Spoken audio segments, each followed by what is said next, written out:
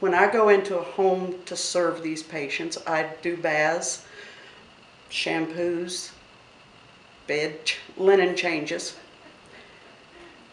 And I always try to go in with a smile because these patients are dealing with enough without me going in with a frowny face.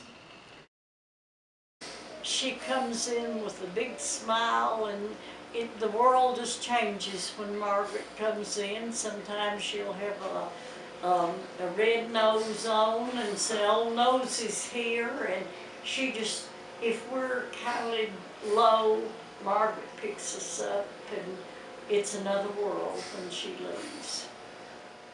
And they've just been here one step ahead of me. Before the problem would arise, Hospice has been on top of it. Well, my aunt was Margaret Cowell, and her son Peter Cowell had cancer in the middle 70s. And for the last couple of months of his life, he was in a hospital room on morphine, darkened. And that was the only way he could really exist those last couple of months.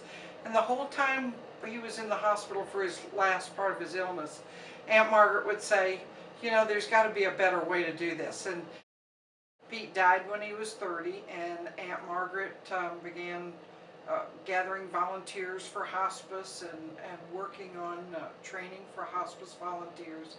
When I stop and think about the differences between what they were dealing with and what we're dealing with, I don't think there's that much difference in terms of patient care. Our core services are the same, and I think the needs and the desires of the patients are still the same. Everyone wants to be under good pain control and symptom management. They want to have the best quality of life as possible. I think what's important is a lot of times we got the misconception of what hospice is all about, and we think in terms of just death, but we don't see all the good things, the benefits, the things that can be done.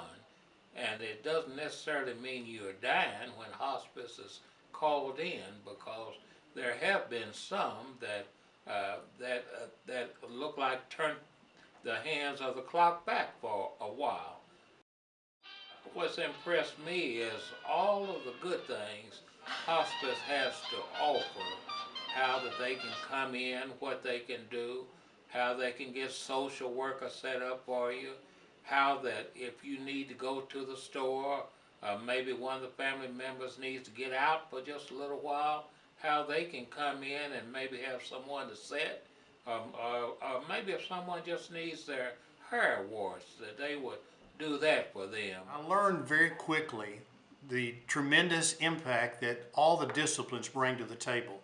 It's a team approach, and everybody looks at patient care differently. Everybody will notice different needs. So I'd say not just one discipline stands out to me. What really stood out to me was the importance of all the disciplines and everything they bring to the table to provide the very, very best care for patients and families. Tell me what Aunt Margaret would think if she could see hospice. Oh, she would be bursting with pride. She would be so excited. She got real excited all the time, and she smiled and she bubbled, and she would be so excited that hospice has turned into the wonderful organization it is, that it's helping so many people. She would just be out of her mind with happiness over this. It would be great. I'd love to see that.